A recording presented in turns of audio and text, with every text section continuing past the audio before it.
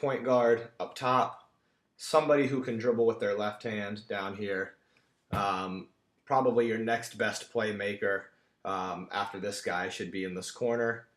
And your best big should probably be here. And when I say best, what I really mean is the person who you believe can handle the ball and make the best passes. And then your second best big guy there. So the play starts with the ball in one's hands. And for me, I like to start it off with a screen. So four sets screen for one. One comes through and makes a pass to two. Immediately after one passes to two, one will come down and set a pick. Now, depending on how you're running this, if you're running it for everybody to touch the ball, four would simply just pop up to the top of the key. You would have one, two, and then, like I said, one setting the screen and rolling down to this area with two coming back up. If you're running it for whatever is open, then four would have rolled to the basket, and then upon seeing that he didn't get the ball, would come back up to the top of the key. So two comes around one, and again, same thing. If you want everybody to touch the ball, two should come up being prepared to make a pass. If not, two can come around a little more sharply looking to score. So now two's got the ball here, one is rolled to the basket, and say there's nothing there, you want everybody to touch the ball, two passes to four, four quickly swings it to five, five quickly swings it to three, and now every player on the court has touched the ball at least one time in this offense. Now, I know for the 9 and 10 age group, teams tend to pressure, so you might want to have these guys do a little V-cut, or you could even complicate it a little bit by having four set a screen for five to get the ball, and whatever you want to do. Point is, the ball gets swung around to the corner. So two, like I said, one's down here, 4, 5, 3.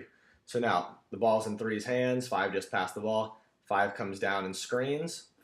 And at this point, you're probably looking to attack. So three looking to attack the basket, five rolling down here. Now, one can either stay, and it would be a situation where if help comes from one onto three, you make that little bounce pass to one, or if three were to pass to five rolling to the basket, and this person comes to help on the roll, then the person catching it here can dump it off to one. Or if you want to ignore all that, just have one come all the way out here, and if need be, you can kick it out.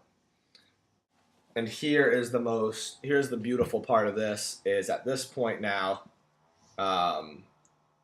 you've got a pick and roll, so you've got the options here. And if there's nothing there, it's really simple. Three passes it back to four, and four can swing it back to two, and either four can set a pick for two, or two can swing it to one, and two can set a pick for one, and then it continues. It just cycles around and around and around.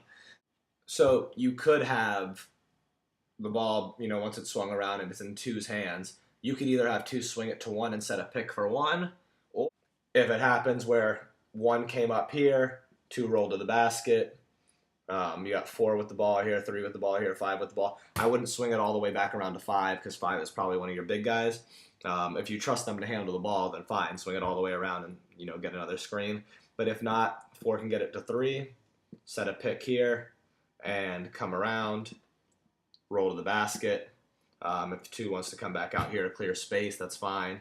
If five's a shooter, you can leave them in the corner, or if you're not comfortable with five taking that shot, then have five basically chase three up the wing. I think the idea is, if I was teaching this, I would probably say you run them through the first two options, which is basically get it down to the corner, pick and roll, swing it around to the other corner, pick and roll, and then after that, just emphasize that the rule is swing it and screen. So pass the ball around, and once it gets to one side or the other, have somebody set a pick to where the ball can get into the middle of the floor. So just really quickly, I wanted to cover why getting into the middle of the floor is the preference. Partially because if the ball comes down this way now, your passes basically have to go through defenders or lobbed over the top, here, here, or here. And then also you got your roll person. Again, I'm talking about if the screen was set on this side. Your roll person is going into this area where there's a lot more traffic, in terms of help defense. If you set the pick this way so that so that the person with the ball can come around this side, the roll comes down here, and there's really not anybody close to the roll man down on this side. And this person would have to basically come all the way over to guard. So I think that's why it's better to get into the middle of the floor, at least part of the reason. Plus, if the ball is up in this area, this is a much easier pass, and you don't have to throw it over anybody. The same thing would be if you got in deep here, and you've got this person coming over. Now you've got this alley to make that pass as well. The only really hard one still when you're in the middle of the floor is the one to this guy on the wing.